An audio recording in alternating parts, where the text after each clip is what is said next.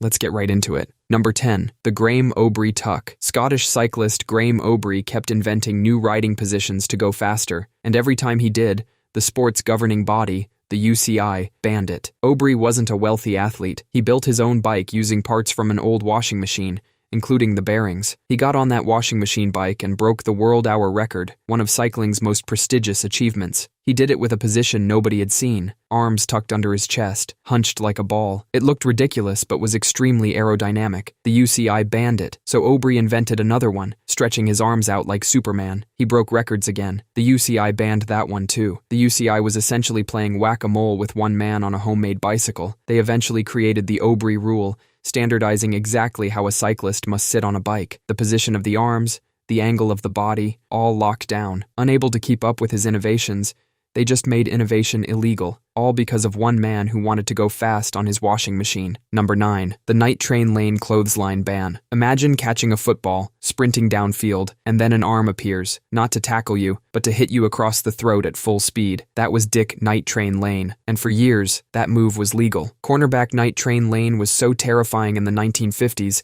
the league created new rules just to keep players alive. His signature move was the clothesline tackle. He'd let receivers catch the ball, giving them a moment of hope before taking their head off with his forearm. As a rookie, he set the NFL record for interceptions in a single season with 14. That record still stands today, but it was his tackling that changed the game. The NFL eventually banned the clothesline tackle. They also banned his other favorite move, grabbing ball carriers by the face mask and yanking them to the ground. The league saw what one man was doing and created rules to prevent on-field decapitations. Number 8. The Sidek Serve. You're on a badminton court, your opponent serves, and before your brain registers what happened, the point is over. That's what it felt like to face the Sidek brothers. In the 1980s, the Sidek brothers from Malaysia developed a serve hit with a sharp, slicing flick that made the shuttlecock spin at an insane speed. The spin made the shuttlecock aerodynamically unstable. It would dip, curve, and wobble in ways that were impossible to read. Opponents weren't just losing, they were left standing there, confused and helpless. The serve was so effective that matches became less about badminton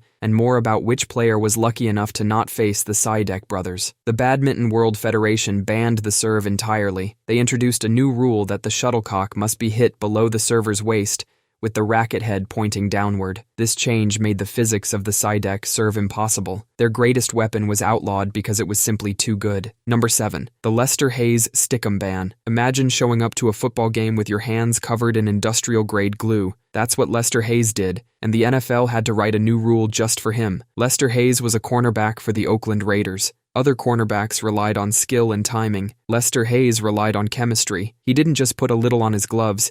He slathered a substance called Stickum all over his arms and jersey. The man was a human flytrap. When a ball came anywhere near him, it just stuck. A perfect pass from the quarterback would simply glue itself to Lester Hayes. In the 1980 season, he intercepted 13 passes. The Stickum transferred on contact, and by the third quarter, everyone on the field was sticky. Games turned into a slow-motion mess of glued humans. The league intervened. In 1981, they banned Stickum and all other adhesives. The rule was so specifically aimed at Hayes that players called it the Lester Hayes rule. The wild part, after the ban, Hayes still made 5 Pro Bowls and won a Super Bowl. The glue was just a bonus. Number 6. The Dibu Martinez Penalty Distraction Ban. Penalty kicks are a simple staring contest between shooter and keeper, but Argentina's goalkeeper Emiliano Dibu Martinez decided the rules were too boring. Dibu weaponized something obvious that nobody had truly used before: psychology. During the 2022 World Cup, Dibu turned penalty shootouts into his personal comedy show. He'd dance on the line, laugh at the shooter,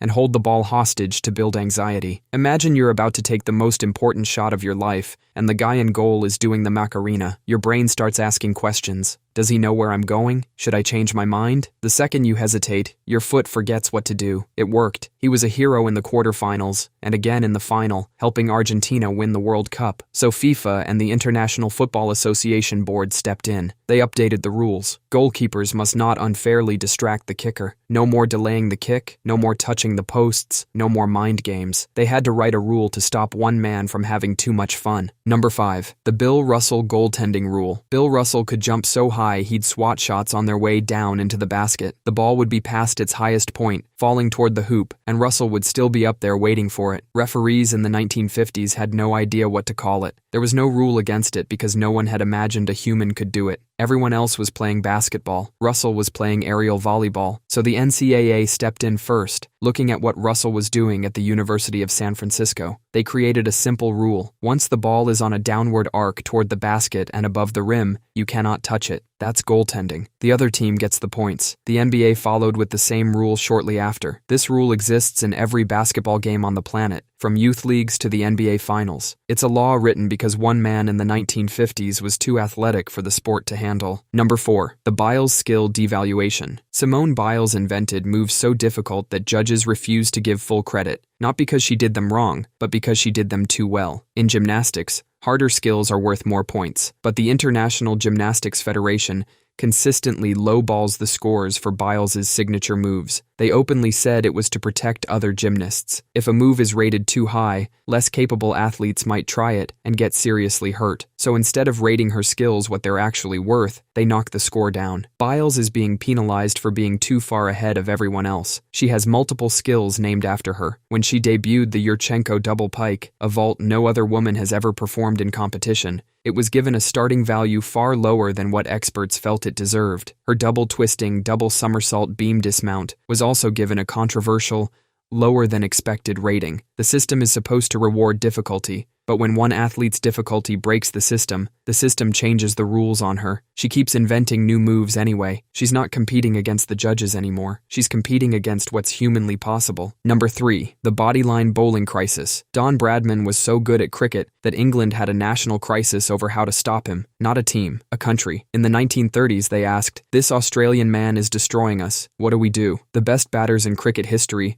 averaged 50 to 60 runs. Bradman averaged 99.94. He was statistically twice as good as the next best player who ever lived. So England's national team did the only thing they could think of. They started aiming for his body. The strategy was called Bodyline. Instead of bowling at the stumps, you bowl directly at the batsman's chest and head, at full speed, on purpose. The plan wasn't to get him out, but to hurt him until he left. It sort of worked. Bradman's average during that series dropped to 56, a catastrophic number for him, but still elite for anyone else. The strategy also injured numerous players and created a diplomatic incident between England and Australia. Eventually, the laws of cricket were changed to restrict bowling that intentionally targets the body. The entire rulebook of a sport was rewritten because one man from Australia was too good at hitting a ball with a stick. Number 2. The Wayne Gretzky offset penalty rule. Wayne Gretzky was so good at hockey that opponents' strategies defied all logic. They didn't want a power play against his team. Normally, a penalty gives the other team a man advantage, but when Gretzky's Edmonton Oilers were on the ice, that was the last thing teams wanted. The problem was when both teams got a penalty at the same time. The old rule meant both players went to the box and the teams played 4-on-4. For Gretzky, 4-on-4 was a personal playground. The open ice gave him more room to skate, pass, and score. Opposing teams were actually disadvantaged playing 4-on-4 against him, so the NHL changed the rule. Now, when two players get coincidental minor penalties,